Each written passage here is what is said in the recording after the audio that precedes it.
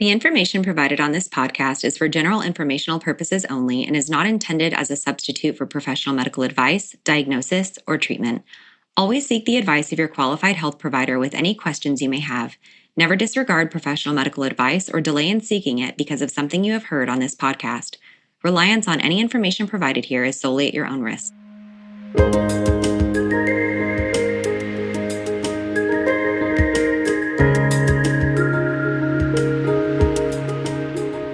Welcome. This is Birth, Baby. Your hosts are Sierra Morgan and Samantha Kelly. Sierra is a birth doula, hypnobirthing educator, and pediatric sleep consultant. Samantha is a birth doula, childbirth educator, and lactation counselor. Join us as we guide you through your options for your pregnancy, birth, and postpartum journey. Thank you to our listeners for your continued support. If you enjoy our content, please be sure to like, follow, rate, and review wherever you listen to podcasts. This helps us gain visibility to other people that could benefit from listening in.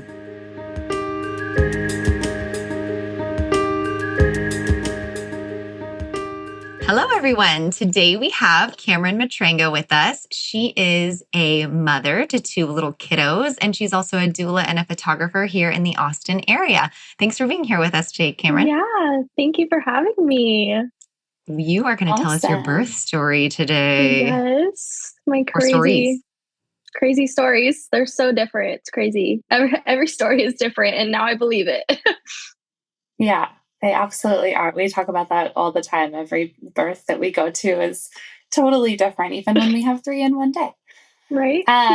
So to start us off, I'm so excited to hear your birth story. Birth story episodes are always just one of my absolute favorite things that we do on this podcast. So I'm excited to have you on.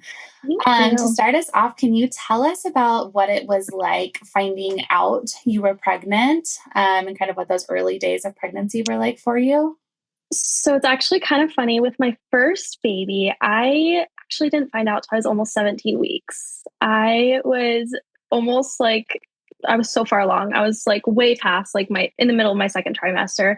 I actually found out because I thought I had appendicitis and I was having really bad round ligament pain. It was so bad. Like I couldn't even stand up. Like I was laying on the floor in my bathroom, like just wincing in pain. And I told my mom, I was like, Mom, I can't move. Like something's not right. And I told her, I was like, it's all in my side. Like, I don't know what's wrong with me. And so her first thought immediately was that I had appendicitis. And so she called an ambulance and they took me over and they did like all these tests. And they offered me morphine for the pain. They offered before morphine. They ever did a pregnancy before test? They did anything. Yeah. They were like, do you want morphine? And I was like, no, because my mom's passed and she had like a whole bunch of stuff. That's for another story. But so I was just like, no, like I'll pass on that. I'm okay. Like if anything, I'll just like take some Tylenol or something. And then the doctor comes back and he's like, do you want your mom in here for this? And I was like, no, I'm okay. Like you can just tell me. And he was like, well, you're pregnant. And I was like, oh, okay. Like I just kind of stared at him blankly. And then my voice just started to like get all shaky. And I was like, okay, thank you. I just started sobbing. Well, tell people why, though. What's the elephant in the room? How old were you? I was 16 when I found out. Yeah. 16. Wow. And this was actually right after I turned 16. So I was already pregnant at 15. This was like maybe a month or two after my birthday. And I was in high school. So I was a sophomore in high school. I was in cheerleading. I was in track. I was still doing all of, the extracurriculars. And it was like, when he said those words immediately, like everything just went blank. And all I could do was sob and cry. I sat in the ER room, just like crying my eyes out. And then I called my mom and I couldn't even work up the courage to tell her. And she was like, it's okay. I already know. I was like, okay. And the reason she knew was because I was so sick, like all the time. In my first trimester, I was vomiting at every cheer practice. I was like, when I did track, I would have to like stop running, walk away because I was about to vomit. I was always sick. Well, And she already then- knew why she called the ambulance for the appendicitis. Probably because she was like, she's pregnant and she's having these awful pains, but she doesn't know she's pregnant. Something must be wrong. It was kind of like a denial thing. Like we were both just in the, and she had asked me previously, she was like, "Are you pregnant?" I was like, "No, not at all." Like I was taking birth control and I was on the pill. So we all know how that went. We all know that, you know, I would forget and then I would double up because that's what they told you to do. And it was not working. And I'll never go back on birth control again. The hormonal birth control is just not my thing. It was not great for my body. I was always so tired. Periods were irregular, but so I never really experienced like the early days of pregnancy, like actually knowing that I was pregnant. So I just kind of thought it was stress. And I was always vomiting because I thought I was just so stressed because I had started at a new school and I had just moved. It was just me and my mom. Like I didn't have, you know, a whole bunch, like I didn't have a dad with me. I didn't have siblings. It was just me and my mom. We were alone. So I thought it was just the stress from that. And then my whole world just turned around. Here we go. So once it settled in and the newness wore off about this idea that you were already 17 weeks pregnant, how was the rest of your pregnancy? And what changed? What stayed the same? Yeah. So I feel like it was kind of like now after like having it went by so quick and the rest of it was really smooth, super easy. Whenever I first knew that I needed to get an OB appointment, I was going to go originally with because I was still 16. So I still had a pediatrician. And my pediatrician was an OB. So she was both an OB and a pediatrician, which was kind of nice. But whenever I went to her to get birth control for the first time, she was not nice about it. And so I knew that if I went to her because I was pregnant, she was going to give me like the talk, like, "You're 16. What are you doing?" Like, you know, so I was just terrified to go to her. So I made an appointment with a different doctor and it was actually a male. He was an OB, it was a male. He's no longer in practice where I was. He went to a whole different state. So I was really sad about that. He was great. But I mean, the rest of my pregnancy with her was so fast. It was so great. My school, like all my teachers were so kind to me. They were super like supportive. They were proud that I was still going to school.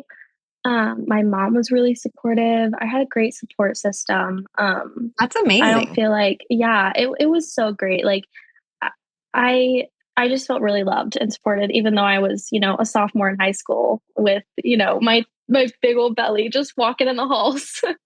That's so awesome. Kids were not nice. I'll say that. The kids, like all the students, they were pretty mean, made fun of me a lot. But that didn't really like get to me much because I was like, I don't even know you, you know? I was like, I don't know who this person is. I'm never going to see him again.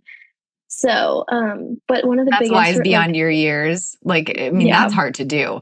That's hard to do as a 38-year-old woman, let alone as a 16-year-old girl who's pregnant. And people, I didn't say this at the beginning, but she's actually a doula on our team. And when I interviewed with her, I like to see if I would, you know, if it would be a good fit for her to come onto our team. I was so surprised because she hadn't told me how old she was.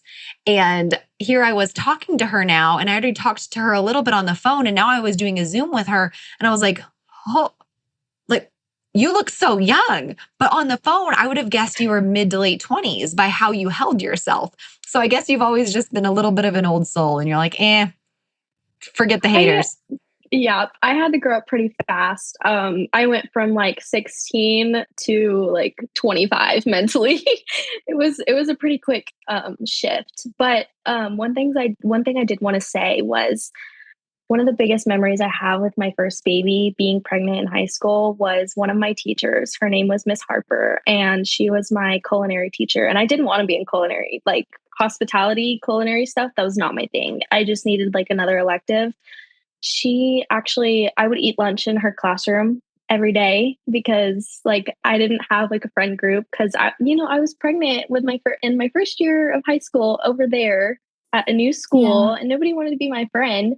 So I ate lunch in her classroom every day, and she actually bought me my bassinet for for Oakland. Aww. Yeah, she bought me a bassinet. It was like $300.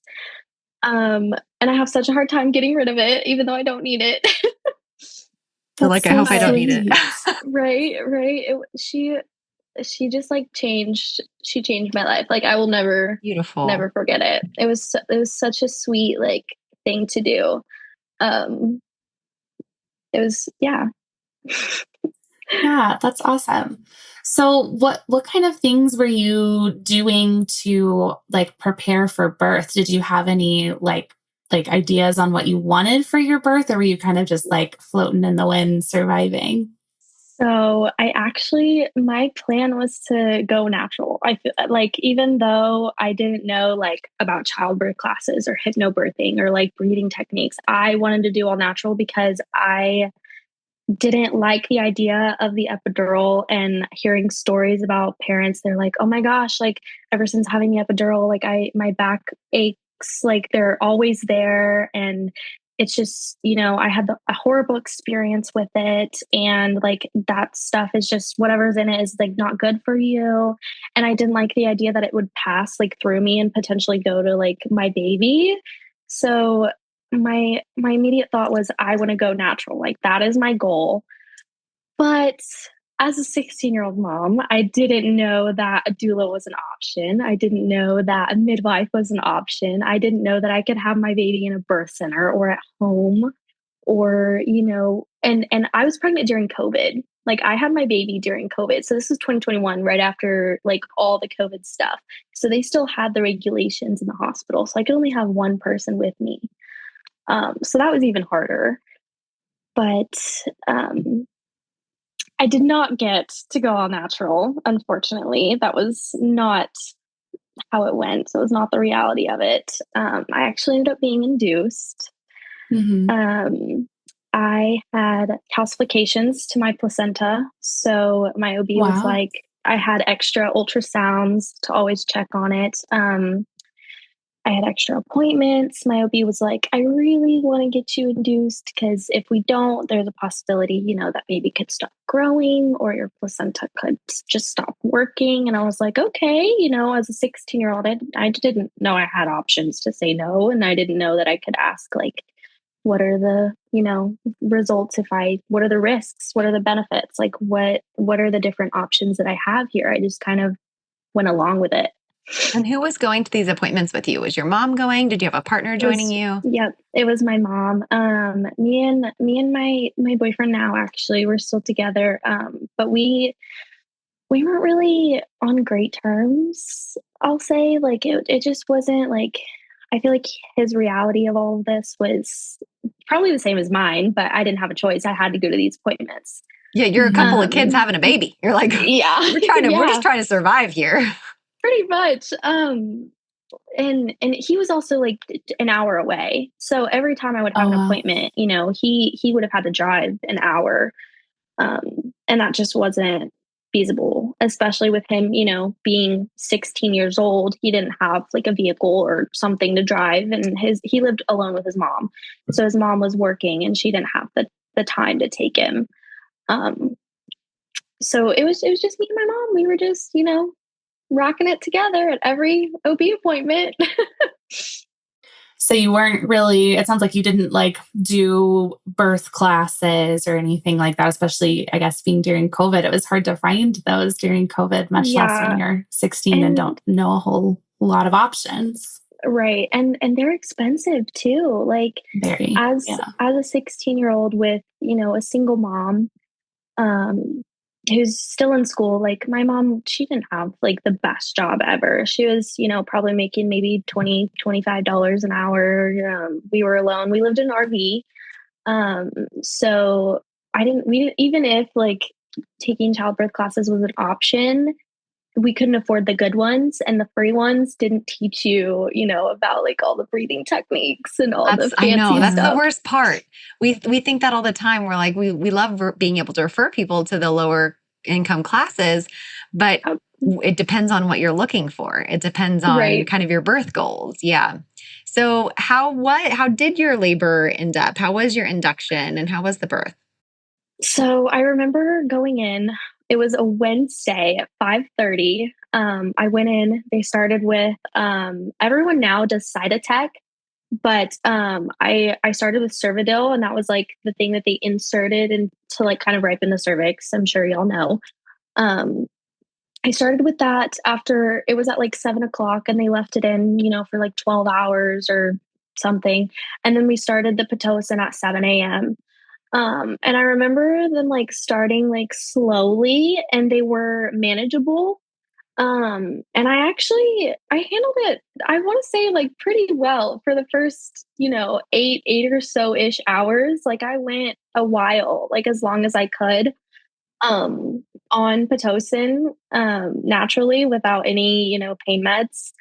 And I would like walk the halls. I would, try water therapy. And one thing that I remember that really upset me was they wouldn't let me get in the bath because they had already broken my water. And I didn't know that breaking my water meant that, there was risk for infection, and they wanted you to, go quicker after that. Like there's a 24-hour window between, when your water's broken and when you have your baby.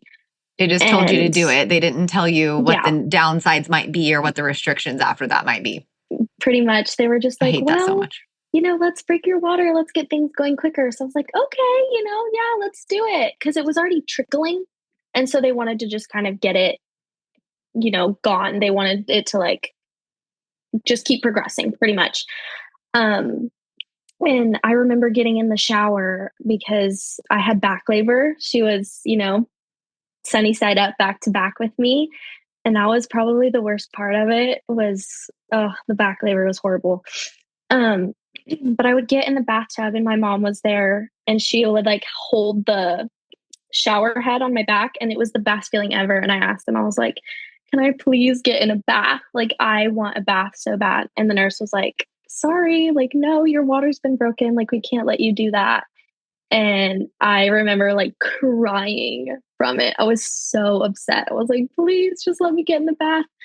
And that was like kind of my breaking point. I was like, okay, I can't do this anymore. And I was so tired. I didn't sleep that whole night before because I was so excited and I didn't know how much like rest I wasn't going to get. I didn't know how exhausting this actually was going to be. And so I was up for, like 30 hours. I was so tired. And I remember sitting on the birthing ball after getting out of the shower because they told me I couldn't be in the bath. And my nurse and my mom both looked at me and they were like, if you need to get something to help you manage this pain, it's okay. Like, we're not going to be mad at you. Nobody is going to be upset with you. Like, we know you wanted to go without, but if you need it, it's okay. And at the time I was like, thank y'all for saying this because it makes me feel so much better. But then at the same time, like, I wish that they would have been like, you can do this. Like, you've got this. We're here for you. Like, this is how you can get through it. You just need to, like, I wish there was someone that could have pushed me to keep going rather than them telling me it's okay to, in my head, give up. You know what I mean? So after about 8 or 9 hours trying to go through it, on Pitocin, I was like, okay, let's just get the epidural. Let's just, move on and let me get some sleep. And so I got the epidural and I took a great nap. I remember that. The nap was great. You earned it after that many hours. You earned the nap. Yeah, it was the best nap ever. And I remember waking up at about like, I don't even know what time it was. I remember waking up and I was like, I kind of feel like some pressure. I was like, I feel it down there. And mind you, my epidural worked after they gave it to me, but then I started feeling it wear off on one side. So I still felt my contractions on one side and I was like, this doesn't feel right, but I was already like feeling pressure. So they were like, well, like we can't really redo it. So they were like, yeah, you're out of 10. And mind you, this was on April 1st. This was on April Fool's Day. Oh, wow. So, and I was due April 7th, but I was induced, obviously. So whenever the nurse told me that I was complete, I thought she was kidding. Like I totally thought she was trying to pull a prank on me because of how she told me. She was like, "Oh, you're complete," and I was like, "No, you're kidding." Like, "No, I'm not." And she I was love like, that "No, you were I'm being in that much of serious." labor and you're still on guard that it's April Fool's Day. That was I was like, this kid's going to be an April Fool's baby and she's going to be made fun of for the rest of her life. That was my only thought, was she's an April Fool's baby. Every birthday is going to be a joke to her. That's so funny. But I remember them coming in, and because I was complete, and I pushed for about an hour. But I felt like every contraction because it finally like wore off. So even though I got that nap, I was feeling it whenever it came to push. I felt, the ring of fire. I felt all of it. And I remember when she finally came out, it was just like this like surreal feeling. Like I felt like it wasn't even like I was in a dream. I was like, this isn't real. What is happening? Like, what's going on? Where am I? It was so magical, but in like in an odd way, Like I was a teenager having a baby and she was right in front of me. Like she's real.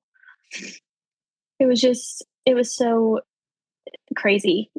And my mom was the only one there. Like it was her, my nurse, and my OB. And wow. It was because your partner couldn't be, your boyfriend couldn't be there because of COVID.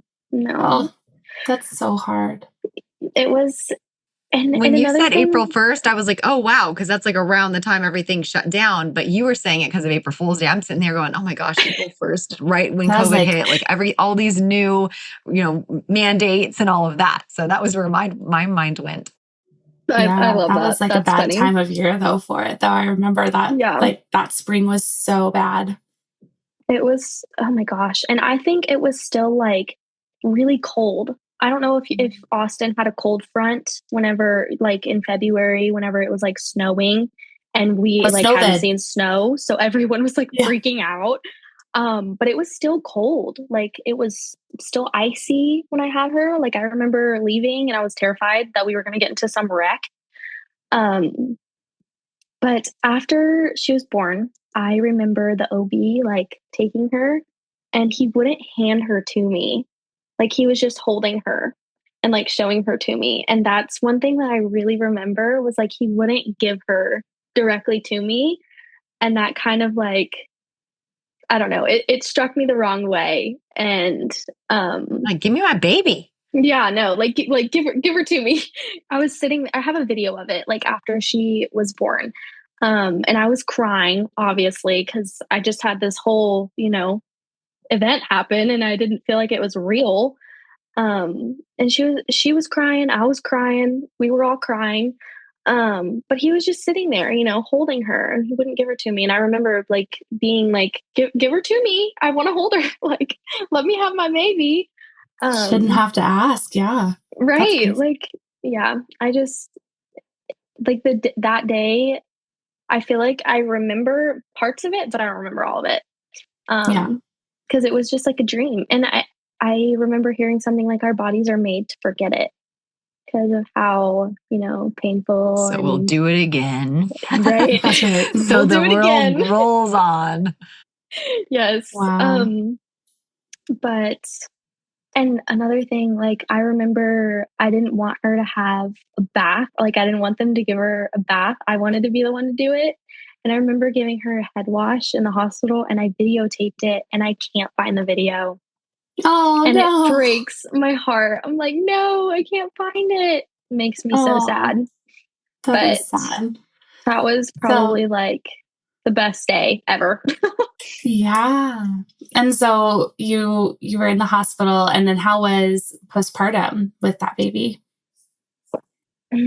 Oh goodness. So after I, had her and we went home, it was smooth sailing in the hospital. Like I was up and, walking maybe, an hour afterwards. I didn't have any issues or anything. Like, they always want you to get up and go pee. So that's the first thing I did. Took a shower. It was the best shower of my life. it felt great. I felt so clean afterwards. But I got home and I remember because my mom was in a relationship with she was, she wasn't married, so she was in a relationship and we lived in an RV. So it was really small. And I was pretty much alone with her the first 3 months of her life. So I didn't really have much help. And I remember my mom thinking that I had postpartum depression because I was always like, I was so upset and I was crying all the time. And she was crying because she had reflux. So she was constantly puking. She couldn't breastfeed well. We used a nipple shield, which I wish I knew more things about those because it caused so many problems. But the first 3 months of her life, you weren't sad because you had postpartum depression. You were sad because, well, maybe you did because of all of these things, but you were sad because you were isolated and lonely. I was, and I was so tired. Like, I was just like, because of, first baby, I'm sure everybody has those problems where they're like waking up at 3 a.m. just to look at their baby and make sure that they're still breathing. That was me. Like, I would wake up every hour to look at her and just make sure she was, breathing or moving or something. And she had really bad, I wouldn't say bad, but she had active sleep a lot. Like, she would make noise and move and cry in her sleep. And I didn't know that that was a thing. So every time that happened, I would pick her up. And that just made me even more exhausted. So my mom my mom actually made me make an appointment with my OB sooner than the 6-week mark, because she thought I had postpartum depression. She was like, you need to make an appointment and see your OB. And I told him everything that was going on. And he was like, you're not depressed. You're exhausted. I was like, yeah, I am. Yeah. I can't imagine managing all of that at such a young age. First of all, just as a full grown adult, managing all of that on, with the help of my husband was a lot, but then managing that completely on your own as a 16-year-old, I can't imagine. That's so much for you to have to learn and go through at such a tender age. It was a wild ride. Like, it was just so crazy. I remember like Riley, my boyfriend, their dad, he lived, an hour away. And there were times where I would like be up in the middle of the night starving. I was so hungry, and he would make the drive all the way from where he was. His dad would drive him. So his dad would come and pick him up, and they would go, get food in like the middle, and then they would bring it to me, and drop it off. And mind you, it was probably like 1 or 2 a.m. They would do this because I was hungry. So sweet. So they would come over, drop it off, and then go back home. Because, he's a homebody. He loves to sleep in his bed. So he was not like the type of person to stay the night anywhere. But I remember that being like, it was keeping me going, like bringing me food in the middle of the night when I was starving, a breastfeeding mom. Yeah, man, you can't eat or drink enough. So we know you have 2 kiddos. How old was your first when you got pregnant with your second? So hold on, I have to think about it. How far apart in age are they? She was 6 months. Wow. I think so she was really 6 months. Soon. Oh my gosh. I remember finding out I was pregnant with my second in December. So she's probably about 6 or 7 months. Oh my God. Wow. Yeah, they're about 18 months apart. Just between 16 and 18. I assume it wasn't planned. Were you surprised, or like what did you found out sooner than 17 weeks this time? I did. So this is probably kind of crazy, Mom, if you're watching, just scroll away for a sec. Move forward. Right. So with our second baby, I was like obsessed with being a mom. Like, I just loved it. And in my mind, I was like, I already have one. What's another? Close in age. So it wasn't really like a surprise. We weren't, trying for another baby. No 17-year-old tries for another baby. But we were like, if it happens, it happens. So we were already young with, one kid. What was another?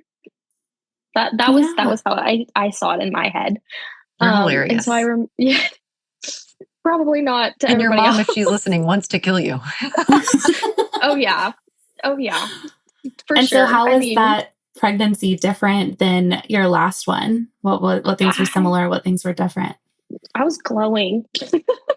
I was glowing. I didn't have morning sickness. I did have COVID. I did have COVID in my first trimester. Right after I found out, I got COVID. And during that week, I was vomiting, every hour.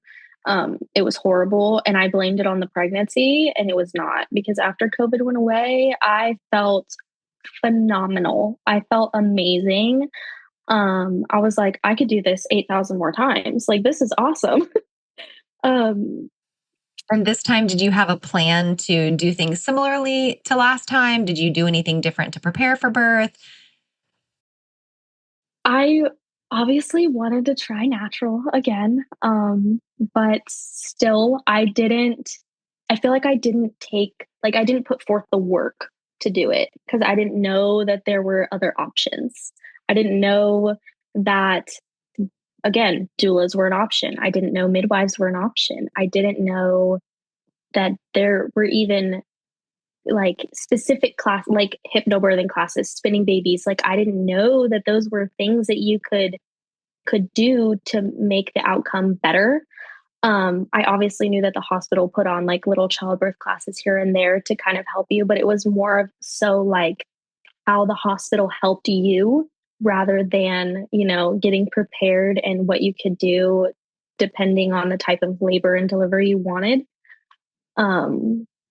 So I wouldn't say that I really prepared myself the way that I should have. That's fair. So you were planning on a similar birth. Were you induced this time, or did you get to go into labor on your own? So it's actually really funny. I'm so glad it didn't happen the way that I planned it to. My brother he'll be 10 in like 4 days. I haven't seen him in a few years. His dad has him. So, even though I haven't seen him in years, I feel like we were really close when I did know him. And I was due August 27th. And I wanted to be induced the day before my brother's birthday, because his birthday is August 20th. So I wanted my brother and my baby to share something, to kind of feel like I was still connected to my brother in a way. So I had asked my OB if I could be electively induced on August 19th. And this is so funny we're doing this because his birthday is actually tomorrow. So I asked my OB, and this was the OB that I had. This was my pediatrician. Yeah, this was my pediatrician, because my other OB moved states and his office was permanently closed. So I couldn't have him anymore, and it broke my heart. He was, even though there was some stuff he did, he was still a great OB. But I planned the induction, and at 38 weeks and 5 days, my little Noxon decided he was ready to come on his own. And I started contracting at 1 a.m. And I got up and I was like, okay, these kind of feel like Braxton Hicks, but they're a little crampy. So I remember with my daughter, I always had Braxton Hicks, and I would always go to the hospital because I was like, let's get this baby out. Like, I want her out. And I was like, okay, I remember what they told me. When you have Braxton Hicks, take a shower, eat something, drink water. So that's what I did. I did all of those things. I filled up like a jug of water. I drank the whole thing. I got in the shower, and I was like, okay, the shower's not helping. Maybe I should get in a bath. So I got in a bath, and they just would not go away. They kept coming stronger and harder. They were like, I was fighting them. Like, I was like, go away. You're Braxton Hicks. Like, this doesn't need to happen. Cause I went to bed at like 11. So I was so tired. And they were second just mom problem. Second moms are always like, I'm going back to bed. Like first time right. moms, you have to be like, and you need to get some sleep. And they're like, yeah, right. I'm too excited. And second time moms are like, that alarm's not gone off yet. Like you better cut it out. Yeah, absolutely. Like not. I wanted to go back to bed. I was like, I cannot do this right now. Like you need to go away. You need to let me go back to sleep. I'm tired. And I remember trying to wake Riley up and I was like, hey, I think it's time. Like, I think he's coming. Like, these aren't going away. Like, I was having to lean over the bed and like sway, you know. Sorry, my camera's doing weird stuff. I was having to sway and like breathe through them. And I was doing like the low moans. So I knew I was like, this is a little too familiar. And after he woke up, he was like, it's okay. Like, you go to the hospital. Like, his mom drove me to the hospital. He was like, you go, I'll stay with the baby and I'll see you in the morning. Cause he didn't think it was going to be that fast. Oh, He dear. didn't, because my last labor was 15 hours, you know? So he was like, it's probably not going to happen today. I'll see you in the morning, whatever. So we probably left at about 3 a.m. And the drive to the hospital was an hour. So we got to the hospital at about 4. I got to triage and I was only 1 centimeter. And I was 1 centimeter at my last OB appointment, which was like 38 weeks. I was still 1 centimeter. So they were like, okay, we'll see if we can get you something for the pain if you're interested. I was like, no, I'm okay. Like I'm good right now. Obviously the contractions were strong, but I was still, you know, handling them okay.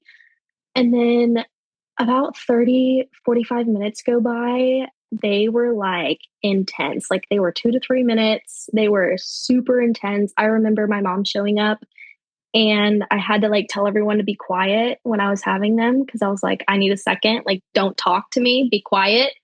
And that's how I knew. I was like, okay, something's really happening here. So I asked the nurse to come back in and check me, and I was 6 centimeters.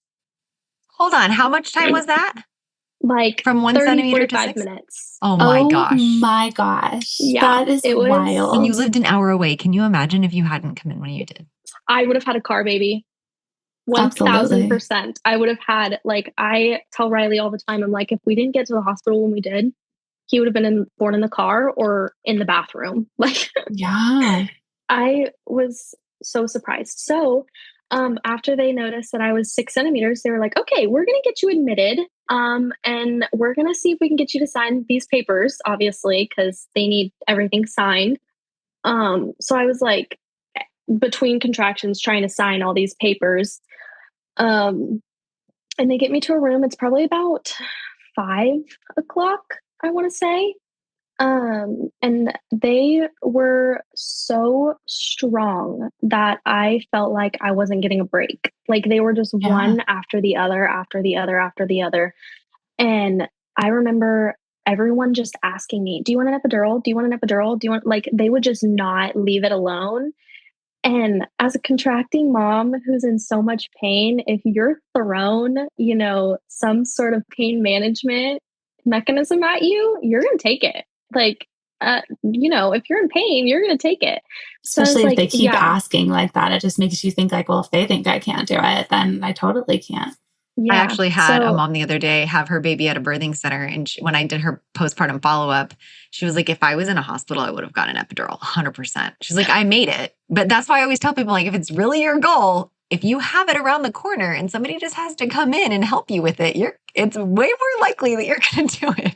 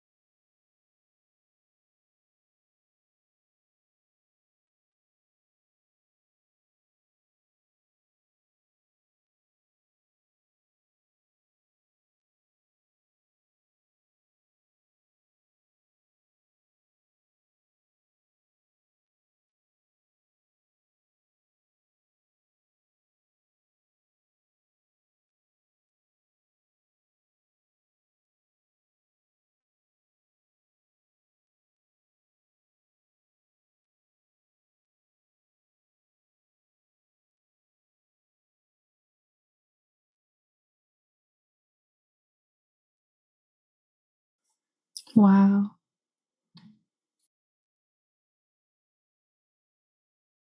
Girl, that's nice. awesome. That's amazing.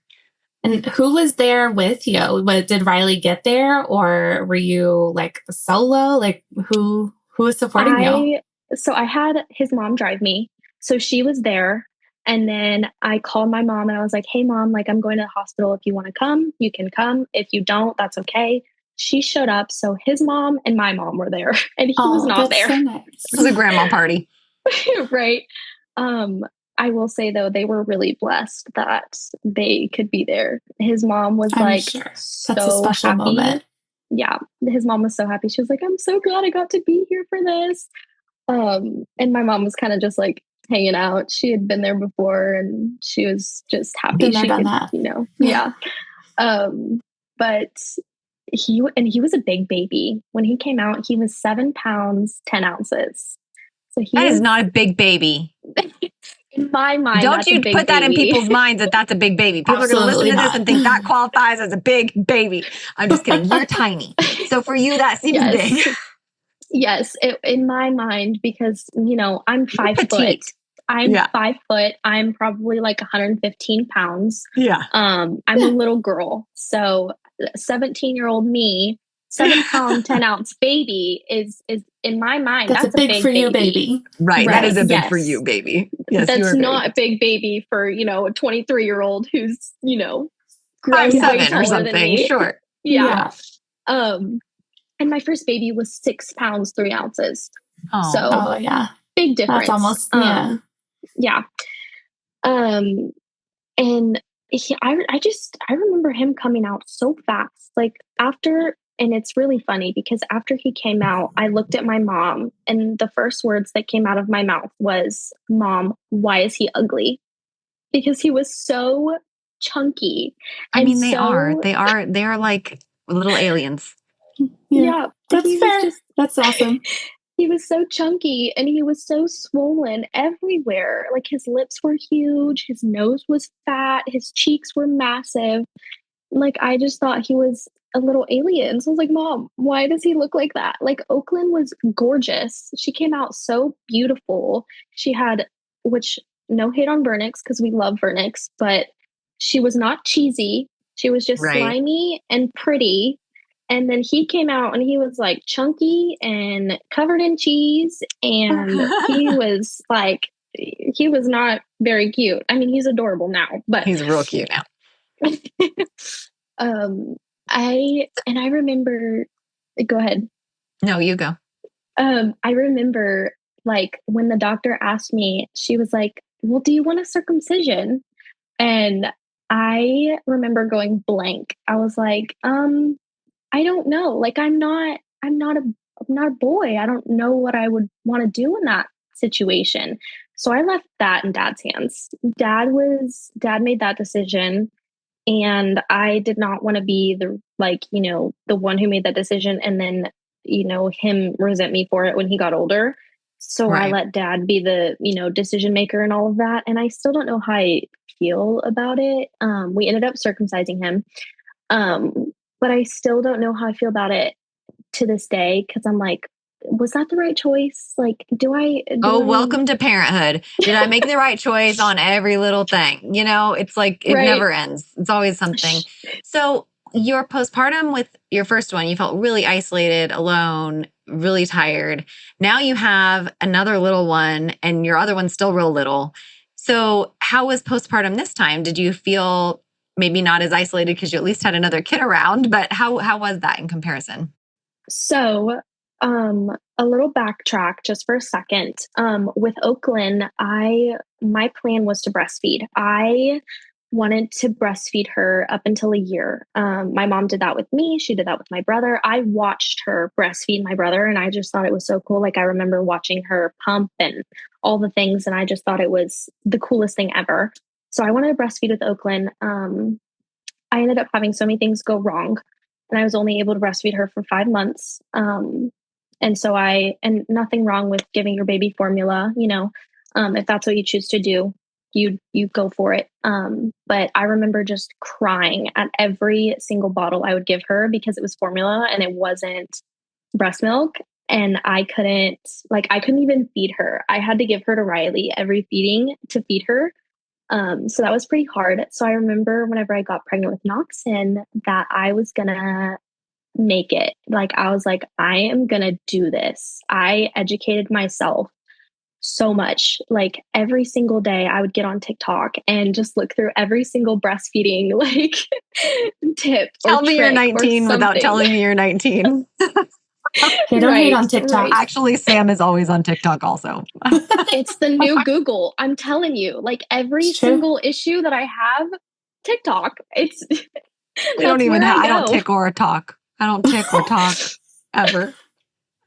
Don't have one. You're hilarious. Okay, so you went on TikTok and taught yourself how to breastfeed. No, I'm telling you, it worked. I don't doubt it. That's awesome. Yes, I remember following. I don't know if y'all have heard of Lactation Hub. I'm sure you have. Carolina is her name. Shout out to her. She is a godsend. Like, it makes me want to cry almost just thinking about her, because she was absolutely amazing. I followed her on every platform. I watched every single TikTok that she had ever made. And I think it was because of her that I am still breastfeeding to this day. He'll be 2 tomorrow, and we're still going strong. Which I know it's kind of crazy to say, but postpartum with him, I know I kind of jumped away from the question, but I feel like this is the main like part of postpartum that was a struggle for me for both babies, even though we're still going strong with Noxon. Postpartum with him was great. Like, I had so much help. I lived with Riley and his mom, and they were pretty helpful. I got to take a year off from school. I graduated a year early. I took a year off from school to be with him for his first year. And it was really great. Like, and if you're pregnant and you want to breastfeed, I recommend listening to Lactation Hub. They're great. That's awesome. That's so cool. So, to kind of wrap us up, what do you feel is like the most important thing that you learned as a teen mom, and what do you kind of wish everyone in similar circumstances knew? I want to say the biggest thing is growing up early and learning how to juggle teenage wants and activities with mature motherhood results. It was kind of hard to like think about in my brain how to say that, but as a 16, 17, now 19-year-old mom, I feel like I had to grow up really fast. And I didn't go to prom. I didn't go to homecoming. I didn't, get to walk the stage on the field with 300 other kids. I did it with like 10 in a little auditorium. So I would feel like the biggest thing that I had to learn as a teen mom was just growing up super fast and juggling all the wants I had as a teenager and trading them for, being a mom. And I don't regret it at all. I would much rather do it 12 times over as a teen mom than go back and, go to prom or dress shop. And you are the exception to the rule. Just statistically, right? That you end up, happy even at a young age and being able to pursue the career that you want to pursue and all of those things. So, it was hard and you made it work. And that's really difficult to do, especially without, a rock solid support system and foundation. Yeah, so you're killing it. And I'm so glad, I know that this isn't about this and we don't have to go into it or we don't have time, but that has led you in the doula work that you do, being able to be there for other teen moms. So if anyone has any questions in the future and wants to reach out to her, we are going to put how to reach out to you in the show notes. But if you would tell us real quick how to find you on socials and your website. So my website's actually super easy. It's just my name, KamerynMatranga.com. My Instagram is KamerynMatranga. That's how you find me on everything. It's just Kameryn Matranga. I have links in my personal pages to my business pages. Super easy to find me. And it's really funny. But I just wanted to put this out there. Before I wanted to go into birth work, I actually wanted to be in the FBI. And I feel like that's just really funny to say. Stop. That's what I wanted to do. Or I wanted to be CIA, but like same thing. That's hilarious. Yeah, I That's really so wanted funny. to put that out there. I was like, I wanted to be in the behavioral analysis unit. I thought it was so cool. I watched Criminal Minds all the time. Oh my gosh, we're the same. I was in criminal justice for my endorsement. So same. I was criminal justice with a minor in forensic psychology. Yes. And so then weird. I had my babies. And then I had my babies and I was like, I want to do this forever. Like, this is amazing. That's so awesome. Yeah. Well, awesome. Thank you so much for coming on and sharing this story with us. This was so fantastic. And happy birthday to your little guy. Happy birthing day to you. That's amazing. Well, thank you guys for having me. This was so fun. Thank you. All right. We'll talk soon. Bye. Yeah. Bye. Thank you for joining us on Birth, Baby. Thanks again to Longing for Orpheus for our music. You can look him up on Spotify. Remember to leave a review, share, and follow wherever you get your podcasts. See you next week.